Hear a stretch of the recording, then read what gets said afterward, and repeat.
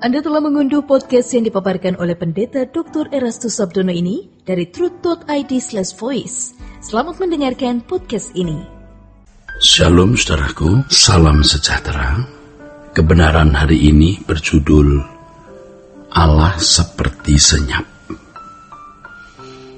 Tidak bermaksud melecehkan sekolah tinggi teologi, tetapi memang faktanya kita harus lihat banyak lulusan sekolah tinggi teologi yang menjadi pembicara, yang mengaku sebagai sumber pengetahuan tentang Allah, tetapi tidak melengkapi diri dengan pengalaman perjumpaan dengan Allah. Saudara, mereka orang-orang yang bisa mengisi banyak tulisan dan berkhotbah di media sosial. Dari pernyataan-pernyataan mereka dan tulisan-tulisan mereka dalam bentuk perdebatan-perdebatan dan adu argumentasi, nampak betapa tidak patutnya mereka menjadi juru bicara Tuhan. Dan itu menunjukkan kalau mereka memang tidak takut akan Allah. Mereka tidak segan-segan mengucapkan kalimat yang itu benar-benar tidak etis. Dalam ukuran kesantunan umum saja sudah sangat rendah, apalagi diucapkan seorang yang mengaku sebagai utusan Kristus atau hamba Tuhan. Semua itu menunjukkan bahwa mereka hanya memiliki pengetahuan tentang Tuhan atau teologi, tetapi tidak mengalami perjumpaan dengan Allah.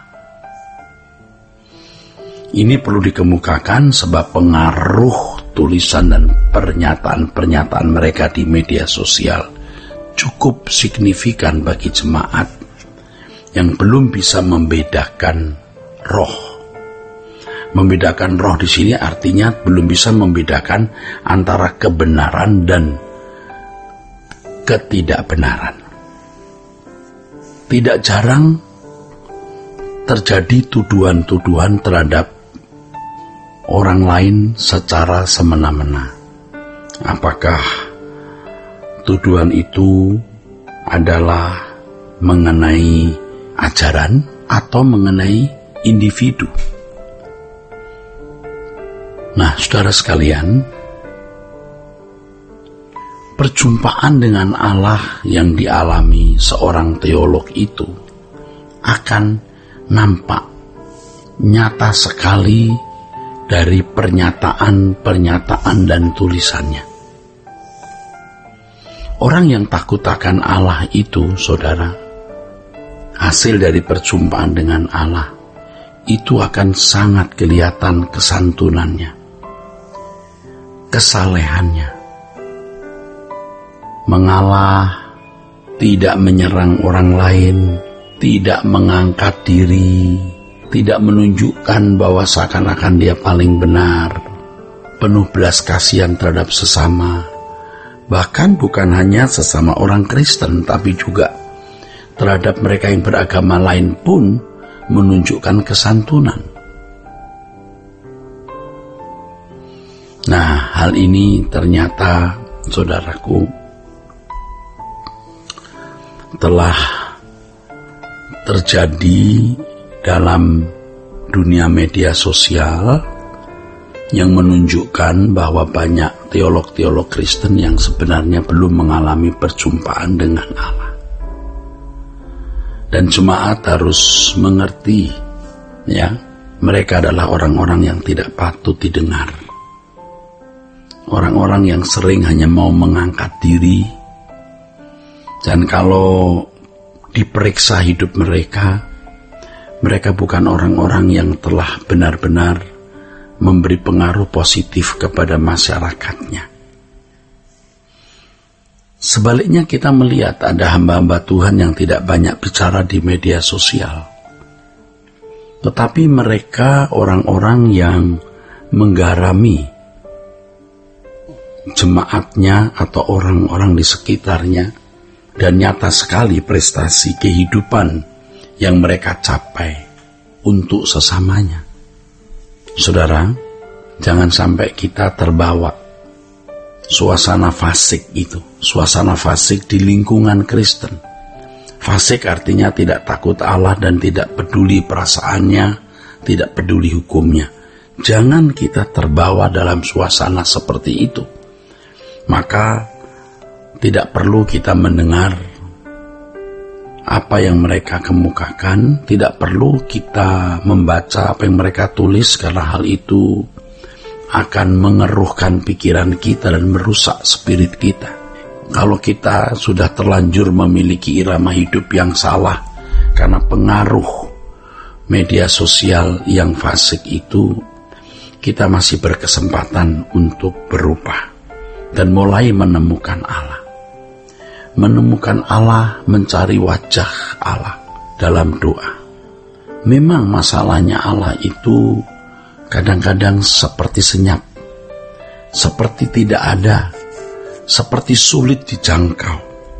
Tetapi kalau kita benar-benar memburu pengenalan akan Allah, dengan hati yang haus dan lapar akan Tuhan, kita pasti menemukannya. Kita bisa merasakan hadirat Allah dalam penghayatan yang benar akan kehadiran Allah. Kita tidak akan terjebak dalam kepuasan memiliki pengetahuan tentang Allah tanpa mengalaminya, seperti yang banyak orang alami, memiliki pengetahuan tentang Allah tetapi tidak mengalami perjumpaan dengan Dia. Kalau kita sungguh-sungguh mencari Allah, Allah yang seakan-akan senyap itu, Ia menjadi tidak senyap di dalam hidup kita. Dia berbicara aktif, Allah yang hidup,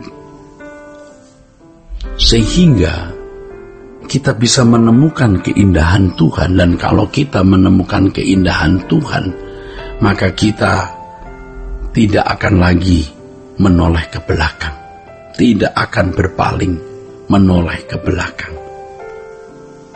Dunia menjadi tidak menarik lagi.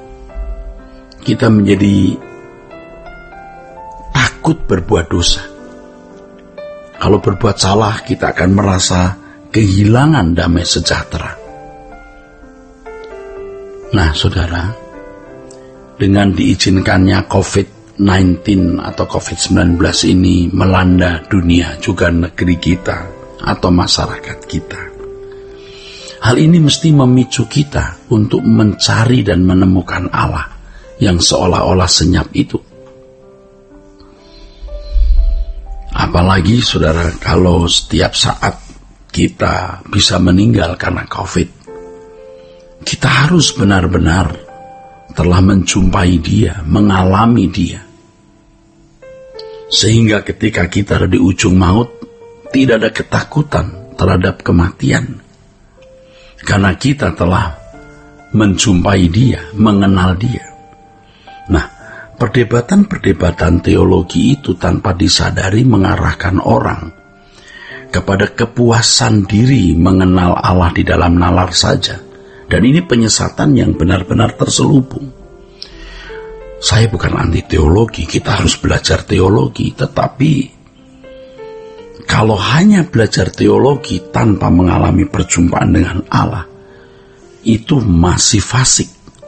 Dan faktanya kita melihat orang-orang yang memiliki pengetahuan teologi yang cukup atau bahkan berlimpah, ternyata perilakunya jahat, ternyata perilakunya menyakiti orang, ternyata perilakunya tidak lebih baik dari orang-orang non-Kristen.